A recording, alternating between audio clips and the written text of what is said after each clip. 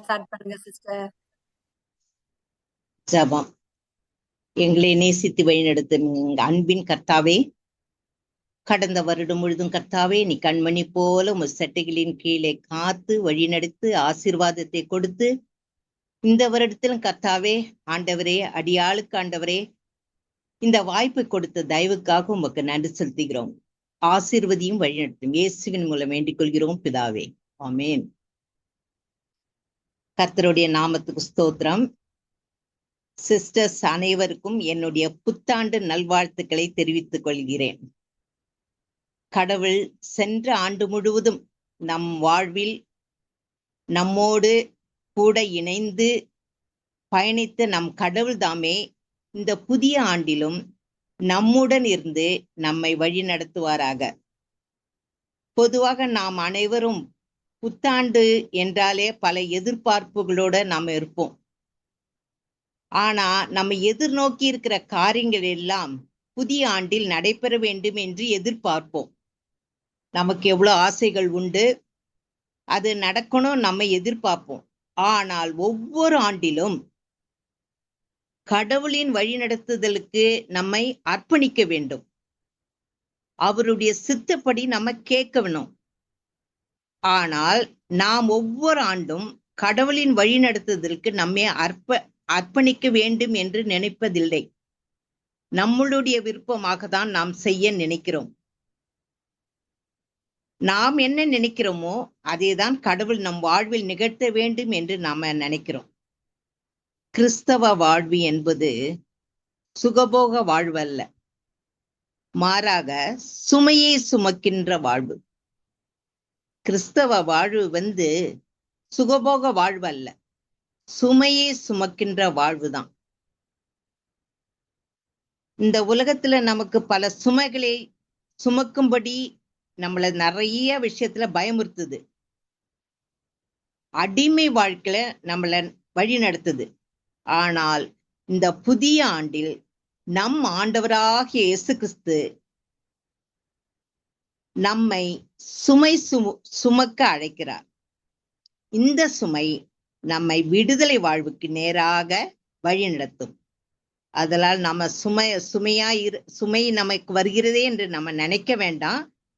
அது நம்மளுக்கு ஒரு வாழ்க்கைக்கு ஒரு விடுதலை, எல்லாம் நன்மைக்கே என்று சொல்ற மாதிரி கடவுள் நம்மளுக்கு இந்த சுமையிலும் விடுதலை கொடுப்பார் என்ற நம்பிக்கையோட விசுவாசத்தோட நம்ம போப்போம். கடவுள் இன்றைக்குரிய வசனம் சங்கீதம் 32ஆம் அதிகாரம் 8ஆம் வசனம். நான் உனக்கு போதித்து நீ நடக்க வேண்டிய வழியை உனக்கு காட்டுவேன். நீ நடக்க வேண்டிய வழியை உனக்கு காட்டுவேன். உன்மேல் என் கண்ணை வைத்து உனக்கு ஆலோசனை சொல்லுவேன். உலகத்துல எவ்வளவு சுமைகள் இருந்தாலும், எவ்வளவு கஷ்டங்கள் இருந்தாலும், இந்த ஆண்டு எப்படி இருக்குமோ, என் குடும்ப வாழ்க்கை பிரச்சனைகள் எந்தெந்த நிலையில் இருக்குமோ அப்படின்னு நம்ம ஒரு கேள்விக்குறியோட இருக்கலாம். பயம், கலக்கம் எல்லாம் இருக்கும். ஆனால் கடவுள் நம்மள ஒரு நாளும் கைவிட மாட்டார். அவர் சொல்றார், நான் உனக்கு போதித்து நடக்க வேண்டிய வழியை காட்டுவேன். உன்மேல் என் கண்ணை வைத்து உனக்கு ஆலோசனை சொல்றேன்னு சொல்றார். எவ்வளவு அருமையான வசனம், எவ்வளவு நம்பிக்கைக்குரிய வசனம், சந்தோஷமான வசனம். அதனால எவ்வளவு சுமைகள் இருந்தாலும் எதை பத்தியுமே கவலைப்படாதபடி கடவுள் என்ன செய்வார்? வழியை காட்டுவார். நம்ம மேல கண்ணை வைத்து நமக்கு ஆலோசனை சொல்ற தேவனாக இருக்கிறார். நான் உனக்கு போதித்து நடக்க வேண்டிய வழியை காட்டுவேன். 1. அடுத்தது, உன்மேல் கண்ணை வைத்து, அதாவது அறிகின்ற ஆண்டவர். உன்மேல் என் கண்ணை வைத்து அடுத்தது 3வது ஆலோசனை சொல்லுவேன். நம்மளுக்கு ஆலோசனை அளிக்கும் ஆண்டவர். முதல் அழைத்து செல்லும் ஆண்டவர், அதாவது வழியை காட்டும் தேவன், அழைத்து செல்லும் ஆண்டவர். இரண்டாவதாக அறிகின்ற ஆண்டவர், அதாவது நம்மேல் கண்ணை வைத்து நம்மளுடைய எண்ணங்களை அறிகிற தேவன். மூணாவதாக ஆலோசனை அளிக்கும் ஆண்டவராக நம்ம குடும்பத்தோட இருக்கிறார். நான் சிறு வயதிலேயே பைபிள் வாசிக்கும் போதே இந்த வசனம் எனக்கு ரொம்ப பிடிக்கும்.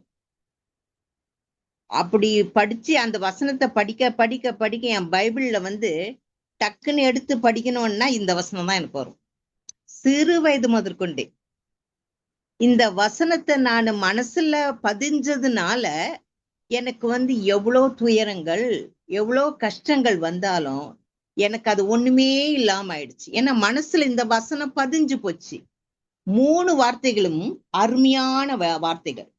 நீ நடக்க வேண்டிய உனக்கு வழியை காட்டுவேன், உன்மேல் என் கண்ணை வைத்திருக்கிறேன், 3வது ஆலோசனை சொல்றேன். இந்த 3 வசனமே நம்மளுக்கு போதும். எவ்வளவு கஷ்டங்கள் வந்தாலும் அதை நம்ம ஒரு டேக் இட் ஈஸியா தான் எடுத்துக்கணும். இப்போ முதலாவது வழியை காட்டுவார், வழியை காட்டும் தேவன், அதாவது அழைத்து செல்லும் ஆண்டவர். இயேசு பிறந்த போது அந்த மெய்ப்பர்களுக்கு தேவதூதர்கள் வழிகாட்டினார்கள். நம்ம சங்கீதம் 32:8 பார்க்கும்போது அந்த மெய்ப்பர்களுக்கு தேவதூதர் வழிகாட்டினார்கள். சாஸ்திரிகளுக்கு நட்சத்திரம் வழிகாட்டினது. அப்ப பாருங்க, கடவுள் யாரும் நினைச்சு கூட பார்த்திருக்க மாட்டாங்க.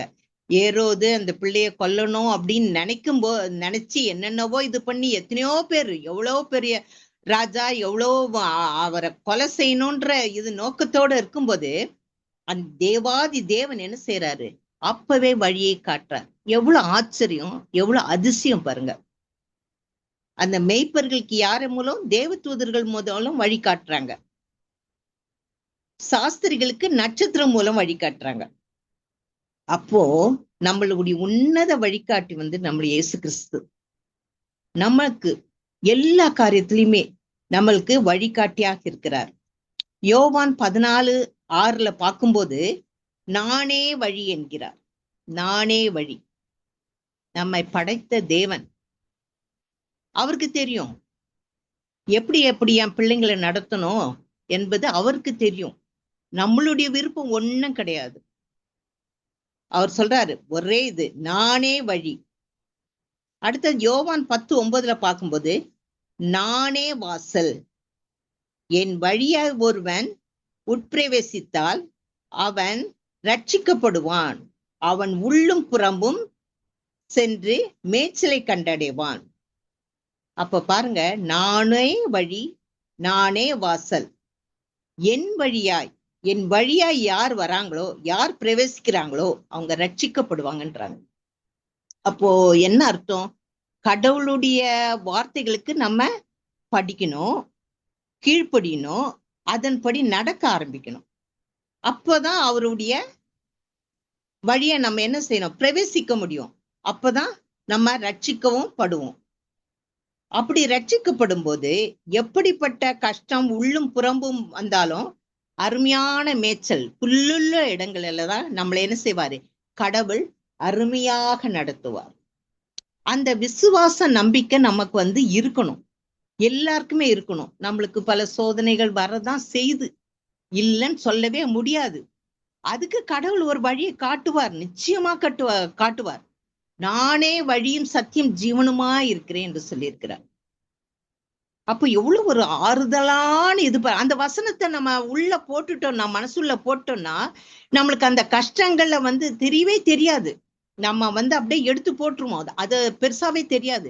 நம்ம கடவுளுக்குள்ள போய் ரட்சிக்கப்படலைன்னா நம்ம அந்த கவலையே நினைச்சு நினைச்சு நினைச்சு வேதனைப்படுவோம். அதனால எந்த ஒரு சுமையா இருந்தாலும், எந்த ஒரு கஷ்டம் இருந்தாலும், எல்லாவற்றையும் வழிகாட்டுற தேவன் நமக்கு இருக்கிறார். அவர் நம்மளை அழைத்து செல்லும் ஆண்டவராக இருக்கிறார். நானே வழி, நானே வாசல் சொல்றார். இப்படிப்பட்ட இதை பார்க்கும்போது நம்ம என்ன செய்வோம்? ரட்சிக்கப்படுவோம். அருமையான அவருடைய வழியிலேயே நடக்க நம்ம பிரயாசப்படுவோம். எரேமியாவை பார்க்கும்போது நம்ம எரேமியா 6:16 பார்க்கும்போது, வழிகளில் நின்று பூர்வ பாதைகள் எவையென்று விசாரித்து நல்வழி எங்கே என்று பார்த்து அதுல நடக்கணும், அப்பொழுது உங்கள் ஆத்துமாவுக்கு இளைப்பாறுதல் கிடைக்கும் என்று கர்த்தர் சொல்லுகிறார். உலகத்துல எவ்வளோ பாதைகள் இருக்கு. நம்மளை படைச்சிட்டார் ஆண்டவர், ஞானத்தை கொடுத்திருக்கிறார். இந்த உலகத்துல நீ நடந்து போகுமா? நாம எவ்வழியில நடக்கிறோமோ அதுதான் நம்மளுக்கு பின்னால. கெட்ட வழியில நடந்தா கெட்டதுதான் பின்னால. நல்ல வழியில நடக்கும்போது நல்லதுதான் நம்மளுக்கு. கடவுள் என்ன சொல்றாரு? நல்வழி எங்கே என்று பார்த்து அதுல நடவுங்கள், அப்போதான் உங்க ஆத்துமாக்கு இளைப்பாறுதல் கிடைக்கும்னு சொல்றாரு. அப்ப அந்த நல்வழி எதுன்னு நம்ம கண்டுபிடிக்கணும்னா கர்த்தரை தான் நம்பணும், கடவுளை தான் நம்பணும், இயேசு கிறிஸ்துவ தான் நம்பணும். அவரை நம்பும் போது அவருக்கு நம்மளுக்கு வழிகாட்டியாக இருப்பார். அந்த வழியில நல்வழியில நம்ம நடத்துவார். அதுபடி நம்ம நடக்கும் போது நம்ம ஆத்துமாவுக்கு இளைப்பாறுதல் கிடைக்கும், நம்ம வாழ்க்கையிலும் சந்தோஷமாக இருக்கும். ஏசியா 35:8-9-10 பார்க்கும்போது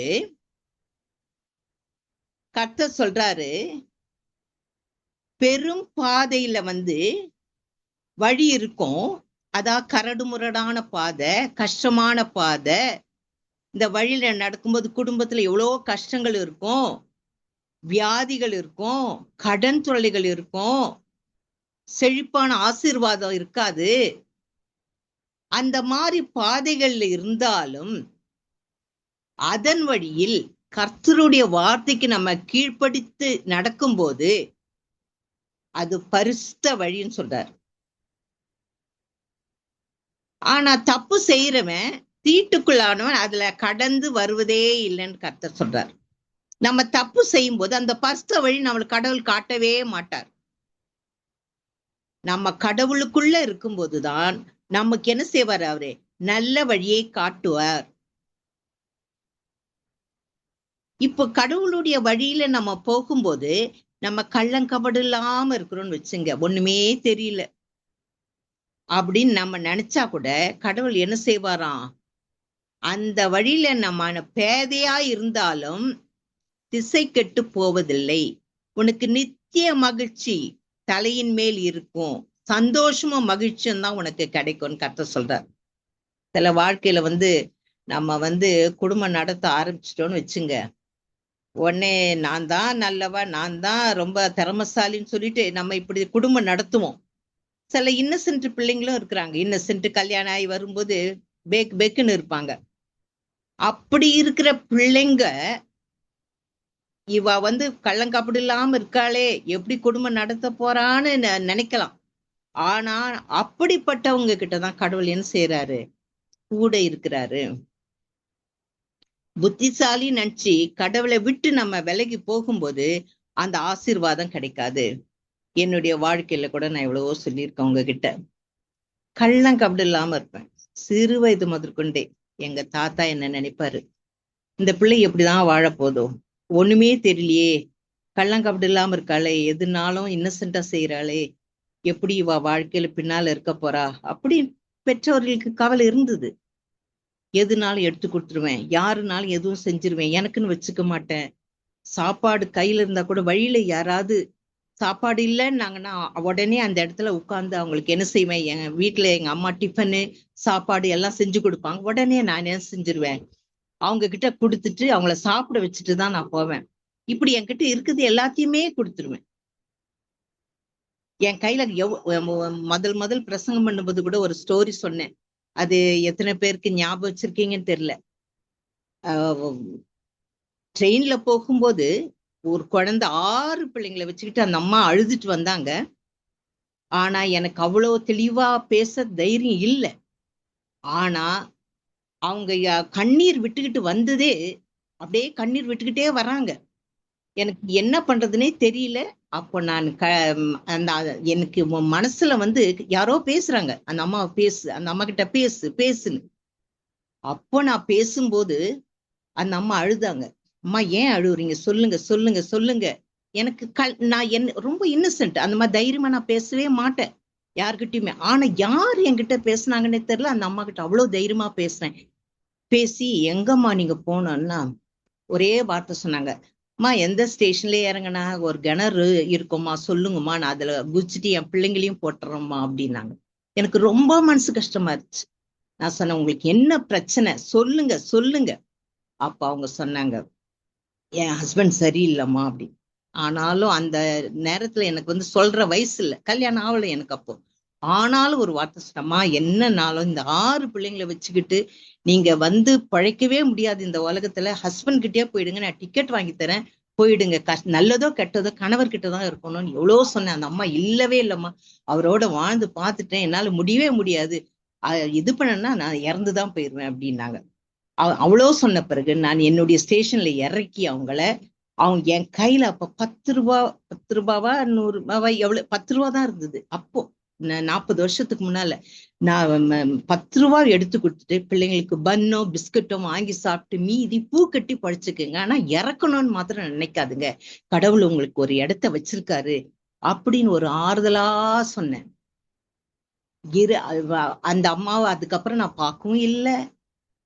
அவங்கள அடுத்த நாள் வந்து தேடினேன் ஸ்டேஷன்ல, ஆனா அவங்க இல்ல. ஆனா 1 வருஷமா எனக்கு அவங்களுடைய ஞாபகம், அவங்கள்கிட்ட நான் பேசினேன். அவங்களோட அவங்க ஞாபகத்துல எனக்கு வந்து கடவுள்கிட்ட பேசிக்கிட்டே இருப்பேன், சாமி அவங்களுக்கு ஏதாவது ஒரு ஆறுதல், இறக்க கூடாது, அவங்க ஏதாவது செய்யணும்ட்டு அவங்ககிட்ட நான் சொல்லிக்கிட்டே இருப்பேன் கடவுள்கிட்ட. கிட்டத்தட்ட 25 வருஷம் கழிச்சு ஒரு பூக்கடையில போய் பூவே வைக்க மாட்டேன் நான். பூ கடைக்கு அன்னைக்கு போய் 10 ரூபாவை நீட்டி, அம்மா பூ கொடுங்கன்னு. அந்த அம்மா பூ கொடுத்துட்டு 10 ரூபாய் வாங்கல. ஏன் நீங்க வாங்கல, எனக்கு வேண்டாம் அப்படின்னா, பூவே வேண்டான்னு சொல்லி கொடுத்துட்டேன். கொடுத்த போது அவங்க சொன்னாங்க, அம்மா இந்த 10 ரூபாய் ஞாபகம் இருக்கா, 25 வருஷத்துக்கு முன்னால 6 பையன்களை வச்சு ட்ரெயின்ல வந்தனே, அப்ப நீங்க இந்த 10 ரூபாய் கொடுத்து பன்னும் டீயும் வாங்கி சாப்பிட்டு மீதிக்கு பூ கட்டி படைச்சுக்குங்கன்னு சொன்னீங்களே, அது ஞாபகம் இல்லையாம்மா, நான் மறக்கவே இல்லைன்னாங்க. எனக்கு அப்படியே தூக்கி வாரி போட்டுச்சு. இன்னும் கூட இருக்காங்க அந்த பையன்கள் எல்லாம் கூப்பிட்டாங்க, கூப்பிட்டு இந்த அம்மா தான்ப்பா நான் சொல்வேன்னு அடிக்கடி, அவங்க இவங்கதான்.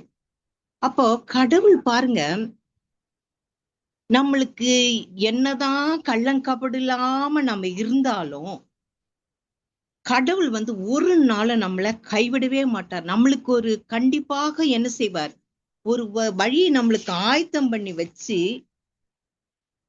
உன்னுடைய சித்தம் இதுதான் அப்படின்னு சொல்லி, யார் மூலமாவது, அந்த அம்மா இறக்க போறேன்னு சொன்னாங்க, இறக்க போறேன்னு போனவங்களை கடவுள் பாருங்க யார் மூலமாவது அந்த அம்மாவை புதுப்பிச்சு மனச மாற்றி கடவுள் என்ன செஞ்சாரு, இப்ப சந்தோஷமா இருக்கிறாங்க. 6 பிள்ளைங்கள்ல முதல் 4 பிள்ளைங்க பூக்கட்டி பழிக்குது, 2 பிள்ளைங்க ஐடி கம்பெனில வேலை பாக்குறாங்க.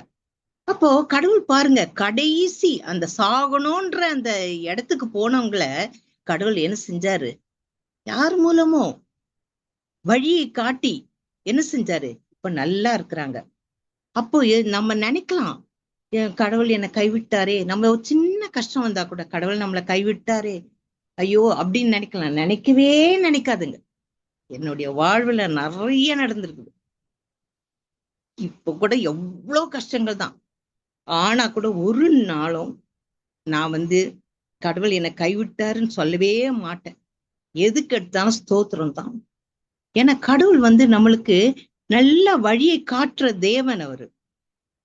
அதுவும் புத்திசாலியா இருக்கிறவங்க எப்படியாவது அப்படி இப்படி பழைக்கிறாங்க. ஆனா கள்ளங்கபடு இல்லாம பேதையா இருக்கிறவங்களுக்கு கடவுள் கண்டிப்பாக என்ன சொல்ற, ஒரு திசையை காட்டி நித்திய மகிழ்ச்சியும் சந்தோஷத்தையும் எல்லாவற்றையும் கொடுக்கிற தேவனாக இருக்கிறார். எல்லாவற்றுக்கும் அவர் வந்து வழிகாட்டியாக இருக்கிறார். இப்ப நம்ம எரேமியா 18:15 பார்க்கும்போது, செப்பனிடப்படாத பாதைகளிலும் வழியிலும் அவர்கள் நடக்கும்படி அவைகள் அவர்களை பூர்வ பாதைகளாகிய அவர்களுடைய வழிகளிலிருந்து இடரும்படி செய்கிறது. அதாவது நம்ம கடவுளுடைய வழியிலேயே போகும்போது, கடவுள் காட்டுற வழியிலேயே போகும்போது நமக்கு நல்லா இருக்கும். செப்பனிடாதப்படாத பாதைகள் வழி தவறிதான் போயிரும். அப்போ நம்மளுக்கு நிறைய கஷ்டங்கள் தான், நிறைய கஷ்டங்கள் தான். கண்டிப்பா இடரல் உண்டாகும். ஆனா கடவுள் என்ன சொல்றாரு, அவங்க ஒரு சமாதானமே அவங்களுக்கு குடும்பத்துல அவங்களுக்கு இருக்காதுன்றாரு. ஏன்னா அவங்களுக்கு அவங்க நடக்கிற வழி சுத்தமா இல்ல, தவறுகள் செய்யறாங்க, நடைகளில நியாயம் இல்ல. அவங்க கடவுள் ஒரு பாதையை காட்டினா இவங்க என்ன செய்யறாங்க, அவங்க ஒரு பாதையை அமைச்சுக்கிறாங்க. இல்ல இல்ல நான் இப்படிதான் செய்வேன். அப்ப அவங்க பாதைகளை என்ன செய்யறாங்க, அவங்க கோணலாக்கி கொள்கிறார்கள். வாழ்க்கையில எவ்வளோ இருக்கும், எல்லாம் நன்மைக்கே நடந்து செய்ய வேண்டியதுதான். ஒரு கஷ்டத்துலயும் ஒரு நன்மை இருக்கும். ஆனா அதை நினைக்காம நம்ம என்ன செய்யறோம், அந்த பாதையில இருந்து என்ன செய்யறோம், கோணலான வழிகளில் நம்ம நடந்து போறோம். அப்போ அப்படி நடக்கும்போது நம்மளுக்கு சமாதானம் கிடைக்காது. ஆனாலும் கடவுள் நம்மளுடைய இயேசு கிறிஸ்து கருணை உள்ளவர், கருணை உள்ளவர். கழுகு என்ன செய்யும், தன் கூட்டை கலைத்து என்ன செய்யும், குஞ்சுகளின் மேல் அசைவாடி தன் சட்டைகளை விரித்து என்ன செய்யும், அதை எடுத்து மேல போட்டு தன் சட்டைகளின் மேல சுமந்து கொண்டு போகிறது போல கர்த்தர் என்ன செய்வாரு, நம்மளை வழி நடத்துவார்.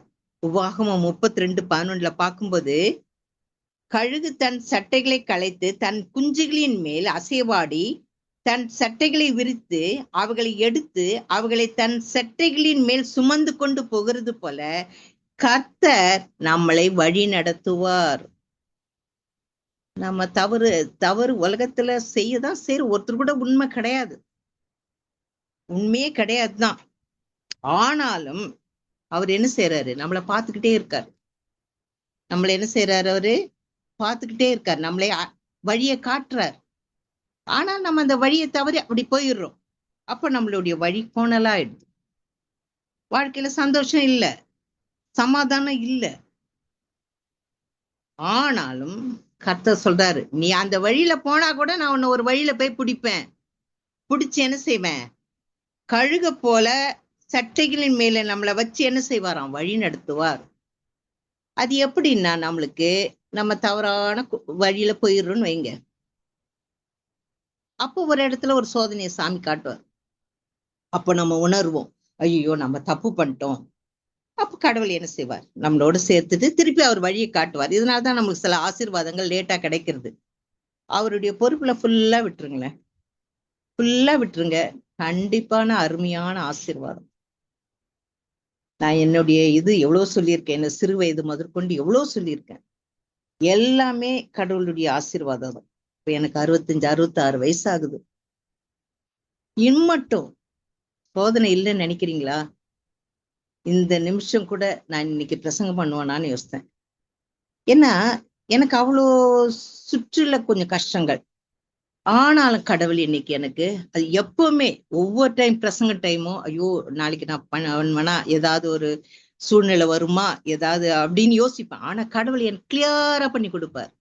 இன்னைக்கு நல்லா பேசுறதுக்குரிய இதை கொடுத்தாரு. வீட்டுல யாருமே இல்லை. மாதிரி கடவுள் நம்மள என்னதான் நம்ம தவறுகள் செய்தாலும் ஒரு சோதனையின் மூலம் கடவுள் என்ன செய்வார், நம்மளை கண்டிப்பா அனுப்பிச்சுப்பார். ஆனா அது கைவிடவே மாட்டார், அது நிச்சயம். ஏன்னா அவர் வழிகாட்டுற தேவன். நம்மளுக்கு கழுகு எப்படி தன்னுடைய பிள்ளைகளை அது என்ன செய்யுது, சுமந்து கொண்டு போகிறது போல கர்த்தர் ஒருவர் தான் நம்மளை என்ன செய்வார், வழி நடத்துவார். அதனால் அவர் நம்மளுக்கு என்ன செய்யும், அழைத்து செல்லும் ஆண்டவர். வழியை நமக்கு என்ன செய்வார், அவரு காட்டுவார். அவர் போதித்து நடக்க வேண்டிய வழியை காட்டுவார். அடுத்தது, உன்மேல் என் கண்ணை வைத்து, உன்மேல் என் கண்ணை வைத்து, அதாவது அறிகின்ற ஆண்டவர். நம்ம மேல அவர் கண்ணை வச்சிருக்காருன்னா அப்ப நம்மளை பத்தி புரிஞ்சு வச்சிருக்காரு. ஒவ்வொன்றும் நம்ம என்னென்ன செய்யறோம், ஏது செய்யறோம் என்றதை புரிஞ்சு வச்சிருக்கார். நம்ம எந்த நேரம் நம்ம மேல அவருடைய கண்ணு நோக்கமாவே இருக்குது. அவருடைய பார்வைக்கு நம்ம மறையவே மாட்டோம். நம்ம இந்த பூமியில என்ன அக்கிரமம் செஞ்சாலும் என்ன செஞ்சாலும் அவர் பார்வைக்கு கண்டிப்பா நம்ம என்ன செய்வோம், மாட்டுவோம். ஏன்னா நம்ம மேல அவர் கண்ணை வச்சிருக்காரு. இந்த மனுஷனுடைய அக்கிரமம் பூமியில பெருகிக்கொண்டேதான் போகுது. பூமியில அநியாயம் பெருகிக்கொண்டேதான் போகுது. கடவுளுக்கே என்னது, ஏன் இந்த பூமியை உண்டாக்கணும் அப்படின்னு மனஸ்தாபப்படுறார். ஏன்னா அவ்வளவு பாவங்கள் நிறைஞ்சு போயிடுச்சு. எல்லாத்தையும் பார்த்துக்கிட்டே இருக்காரு. அவருடைய கண்கள் எல்லாருடைய வழியிலையும் நோக்கமாய் இருந்து கொண்டே இருக்கிறது. அவர் முன்னால நம்ம எதையுமே மறைக்கவும் முடியாது, எதுவுமே செய்ய முடியாது. நாம் செய்யற ஒரு அக்கிரமமும் கடவுள் முன்னால மறைக்கவே முடியவே முடியாது. அது யாரா இருந்தாலும் சரி, ஒரு சின்ன தவறு செஞ்சா கூட அது சாமி அங்க எழுதி வச்சிருக்காரு. அவர் ஞாபகம் வச்சுப்பாரு, பாப்பார். ஒரு தடவை மன்னிப்பார், 2 தடவை மன்னிப்பார், 3 தடவை மன்னிப்பார், 4 தடவை கூட மன்னிப்பார், எத்தனை தடவைனாலும் மன்னிப்பார். ஆனாலும் ஒரு நாள் அதை எடுத்து உனக்கு உணர்றதுக்கு நம்மளுக்கு என்ன செய்வார், காட்டுவார். அப்படிப்பட்ட தேவன் நம்ம மேல எந்த நேரம் என்ன செய்யறாரு, அவரு கண்ணை வைத்திருக்கிறார். 2 ராஜாக்கள் 19:27 பார்க்கும்போது, உன் இருப்பையும் உன் போக்கையும் உன் வரவையும் நீ எனக்கு விரோதமாய் கொந்தளிக்கிறதையும் அறிவேன். அப்ப பாருங்க, நம்ம போறது வர்றது என்னென்ன செய்யறோமோ, என்னென்ன விரோதமான காரியங்கள் செய்யறோமோ எல்லாத்தையும் அவர் என்ன செஞ்சிட்டு இருக்காரு, பார்த்துக்கிட்டே இருக்கிறார். கடவுள் நம்ம நினைச்சிட்டு இருக்கோம் சாமி பார்க்கலன்னு நினைச்சிட்டு இருக்கோம். நான்லாம் என்னுடைய வாழ்க்கை நிறைய பார்த்திருக்கேன். நான் சிறு வயதுல என்ன தப்பு செஞ்சனோ அது 60 வயசுக்கு மேல எனக்கு உணர்த்தி இருக்காரு.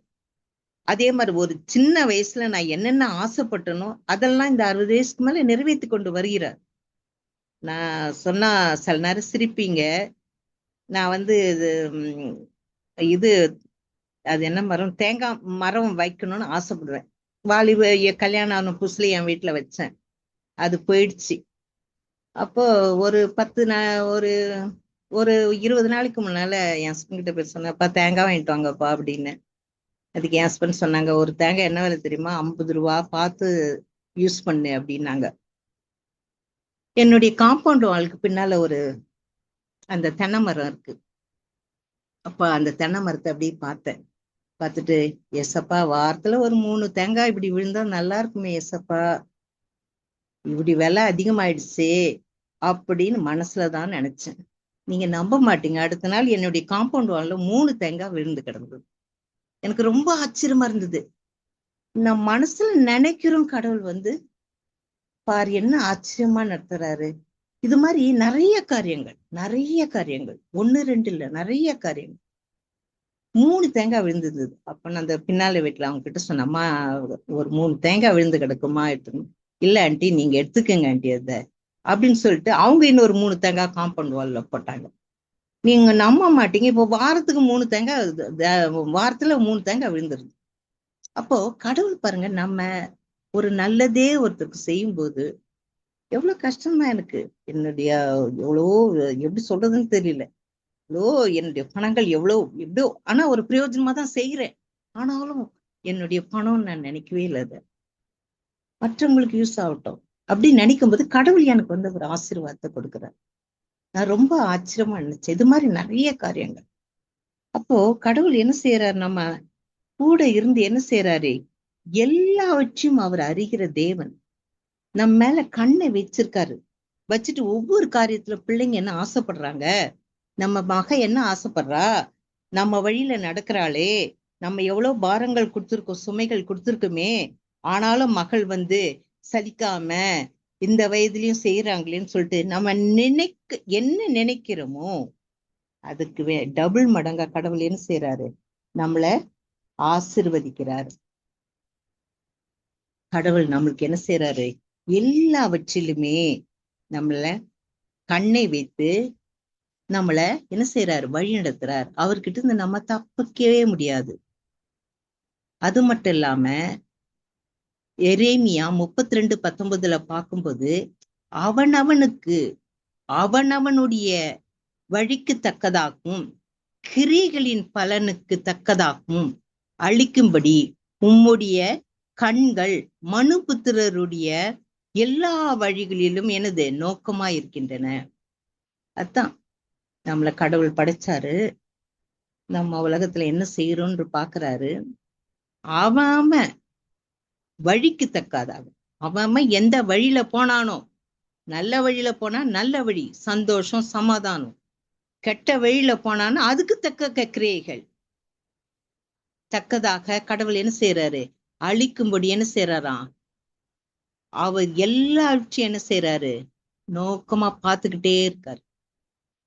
அதனாலதான் தப்பு செய்யக்கூடாதுன்ற. ஆனா தப்பு செஞ்சா நிச்சயமா அந்த பலன் கிடைக்குமா?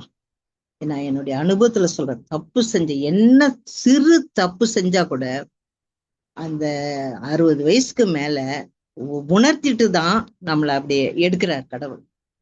நான் என்னுடைய வாழ்க்கையில நிச்சயமா கண்டது. அதனால நம்ம என்ன செய்யக்கூடாது? தப்பு செய்யக்கூடாது. உப்பு தின்னவன் என்ன செய்யணும்? தண்ணி குடிச்சுதான் ஆகணும். ஆனா கடவுள் ஒரு நாள் கைவிட மாட்டார் நம்மள.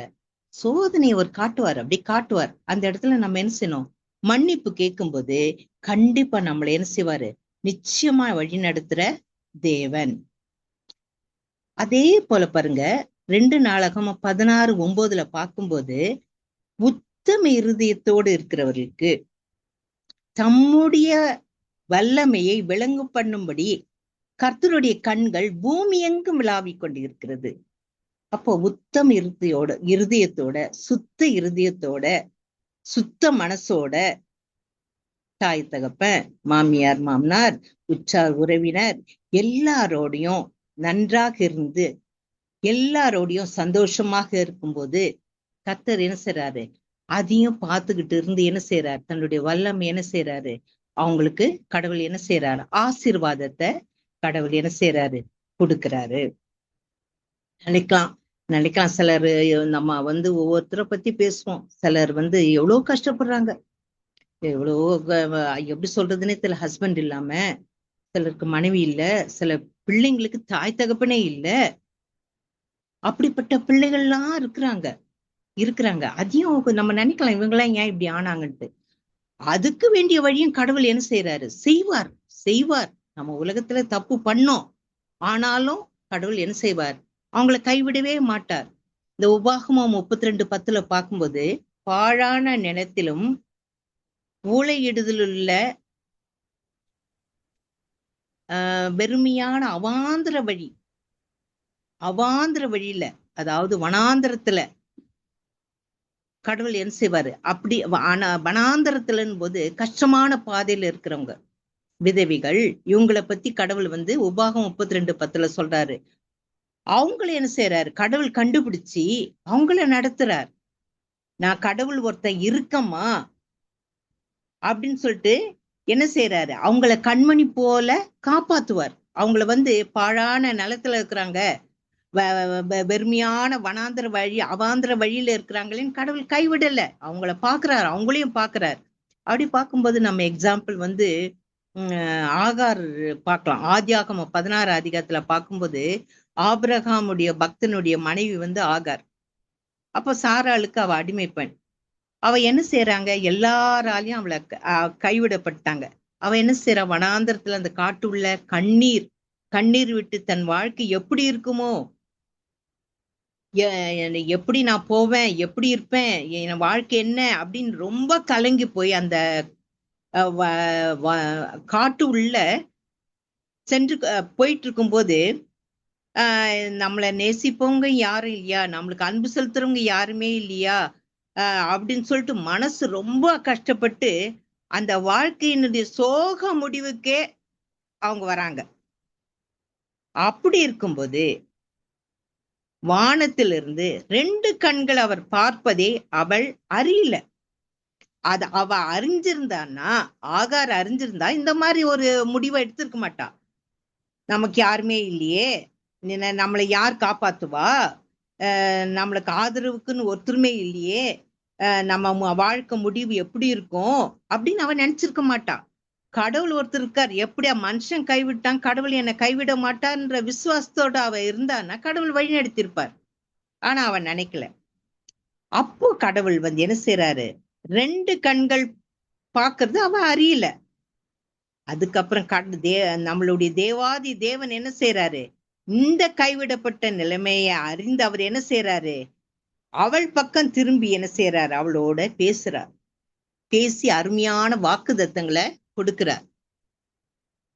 அவ அவ அவ்வளோ வேதனையில ஆகார் அவங்க இருக்கும்போது, அந்த உடைந்த உள்ளத்திலோட இருக்கும்போது கடவுள் பேசும்போது ஒரு புது உற்சாகமும் புது நம்பிக்கையும் ஆகாருக்கு ஏற்படுது.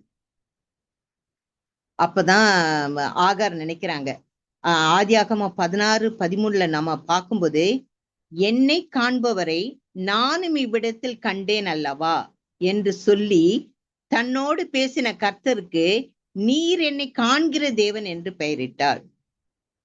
அப்ப பாருங்க, என்னை காண்கிற தேவன்.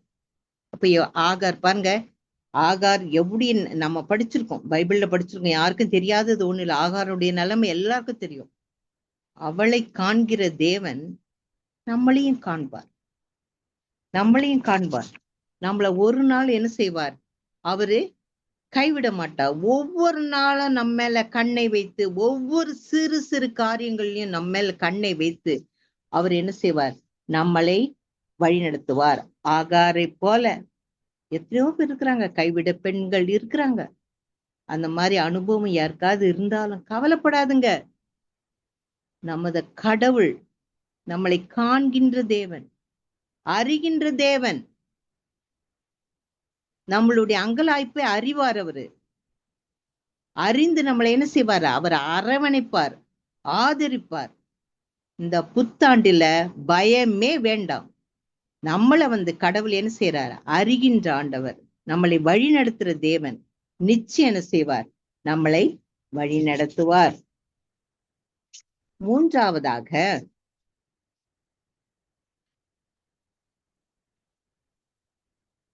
உன்மேல் என் கண்ணை வைத்து உனக்கு ஆலோசனை சொல்லுவேன். ஆலோசனை அளிக்கும் ஆண்டவர். அதே சங்கீதம் 32:8 தான். ஆலோசனை அளிக்கும் ஆண்டவர். கர்த்தர் சொல்றார், நான் உனக்கு போதித்து ஆலோசனை சொல்லுவேன். ஏசியா 30:21 நம்ம பார்த்தா, நீங்க வலதுபுறம் சாய்ந்தாலும் சரி, இடதுபுறம் சாய்ந்தாலும் சரி, வழி இது, கர்த்தருடைய பாதத்துல வச்சு நடங்க. உங்க பின்னாலேயே நான் என்ன செய்வேன், உங்களுக்கு ஆலோசனை சொல்வேன்னு சொல்றேன். இந்த புதிய ஆண்டுல நீங்க எப்படிப்பட்ட, அதாவது வலதுபுறம் சாயும் போது இடதுபுறம் சாயும்னா கஷ்டங்கள், எப்படிப்பட்ட கஷ்டங்கள் வந்தாலும் என்னுடைய வார்த்தைக்கு கீழ்ப்படிந்து, என்னுடைய ஆலோசனைக்கு கீழ்ப்படிந்து நீங்க நடக்கும்போது நான் உங்களுக்கு பின்னால ஆலோசனை சொல்லிக்கிட்டே இருப்பேன்றார். என்ன அதிசயம் பாருங்க, கடவுளுக்கு என்ன கரிசனை பாருங்க. அப்ப நம்மளுக்கு கடவுள் போதித்து ஆலோசனை சொல்லி அளிக்கிற தேவனா இருக்கிறார். அப்ப நம்ம பயப்படலாமா? பயப்படலாமா?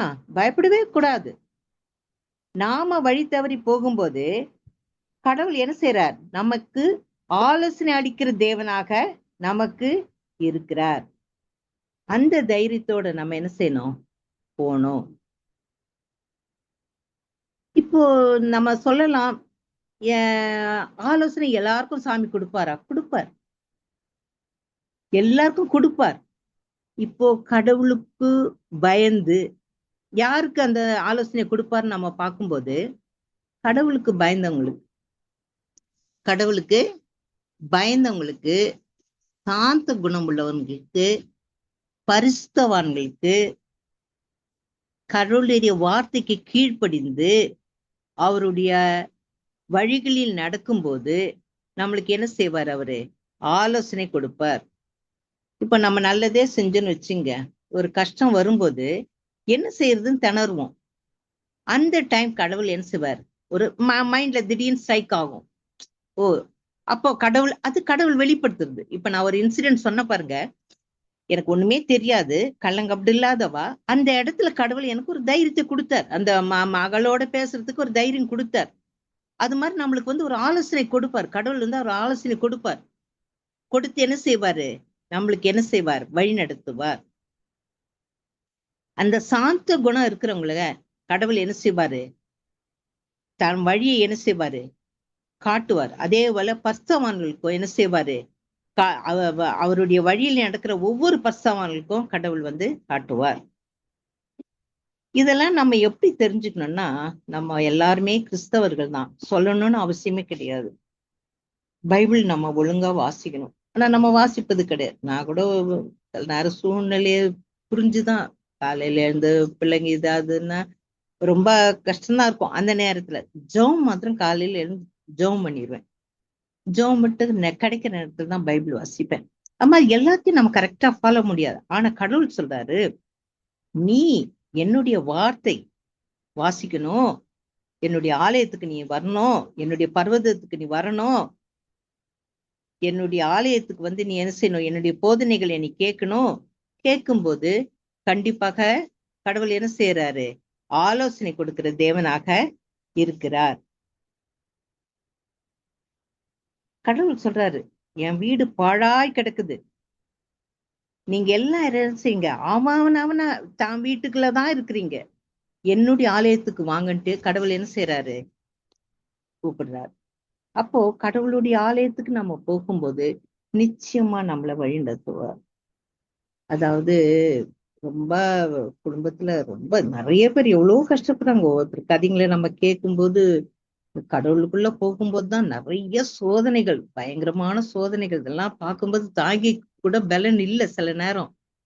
ஆனா நம்ம கடவுளுக்குள்ள போகும்போது எப்படியாவது நம்மளுக்கு அதுல இருந்து ஒரு விடுதலை கொடுத்துடுறாரு. நம்மளுக்கு ஒரு ஆலோசனை சொல்லி என்ன செய்யறாரு?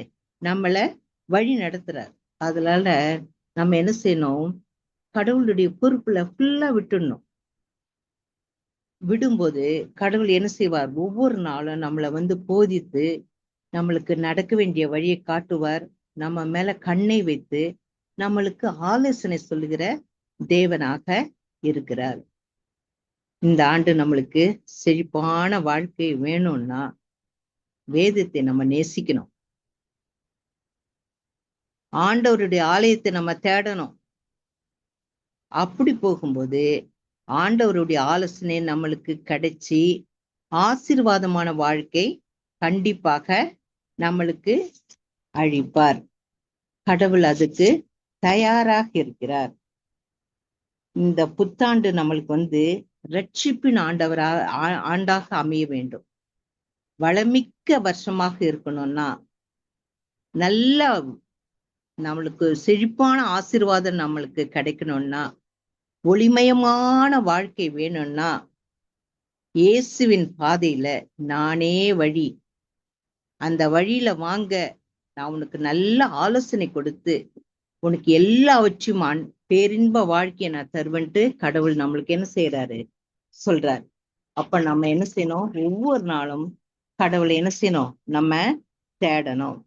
உலகத்துல வந்து பணம், பட்டம், பெயர் என்னென்னவோ இருக்குது, எவ்வளவோ இருக்குது, சொல்லிக்கிட்டே போலாம். அதெல்லாம் ஒரு சுமை. அதெல்லாம் ஒரு சுமைதான். எவ்வளவுக்கு எவ்வளவு படிக்கிறோமோ, எவ்வளவுக்கு எவ்வளவு கையில நம்மளுக்கு பணம் வருதோ, எவ்வளவுக்கு அதெல்லாம் சுமை, பேர்டன். 4 பேருக்கு பதில் சொல்ல வேண்டியதா இருக்கு. அதாவது நம்ம குடும்பத்துல நம்ம இருக்கிறதுனால தெரியாதது ஒண்ணும் கிடையாது. எதுவுமே இளைப்பாறுதல் கிடையாது. சப்போஸ் நம்ம கையில ஒரு பணம் இருக்குன்னு தெரிஞ்சாவே 4 பேர் இதை தர முடியுமா? ஒரு ரிட்டையர்ட் ஆனாவே தர முடியுமா? இப்படிதான். அதுல நம்மளுக்கு சந்தோஷமே இருக்காது.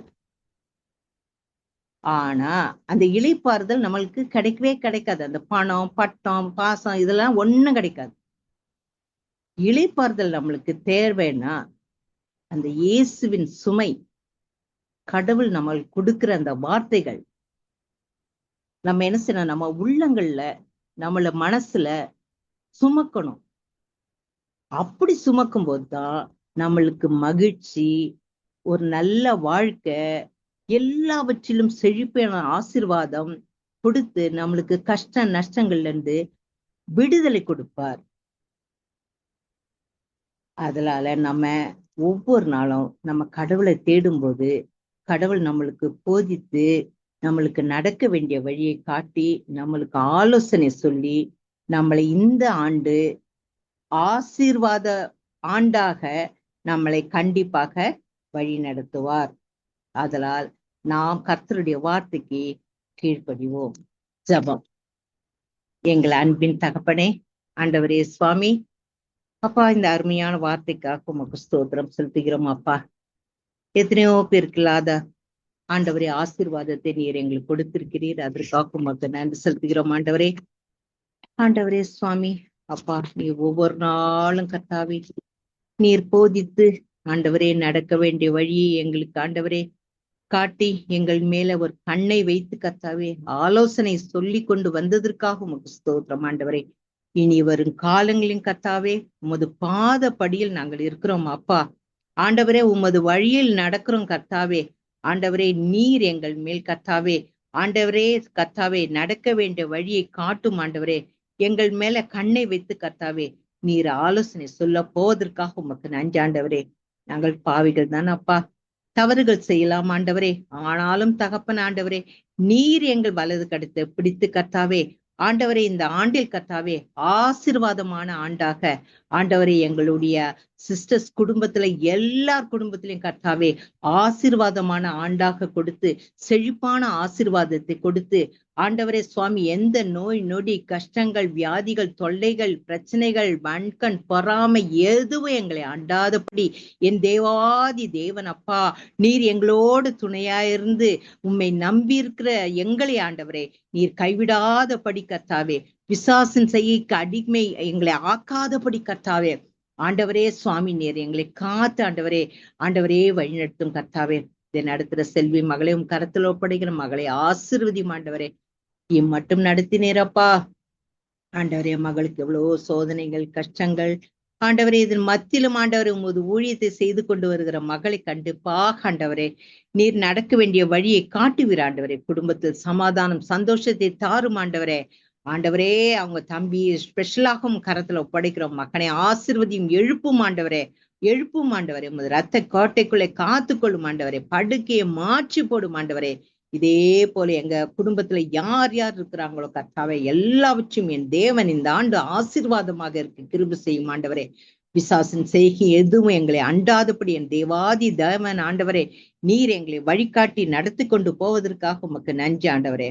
ஸ்தோத்திரம் ஆண்டவரே. நீர் போதித்ததற்காக உமக்கு ஸ்தோத்திரம் ஆண்டவரே. நீர் நடக்க வேண்டிய வழியை காட்டினதற்காக உமக்கு ஸ்தோத்திரம் ஆண்டவரே. நீர் எங்கள் மேல் கண்ணை வைத்ததற்காக உமக்கு ஸ்தோத்திரம் ஆண்டவரே. நீர் ஆலோசனை கொடுத்ததற்காக உமக்கு ஸ்தோத்திரம் ஆண்டவரே. நன்றி. ஆசீர்வதியும் வழியெடுத்தும் இயேசுவின் மூலம் வேண்டிக் கொள்கிறோம் பிதாவே. ஆமேன்.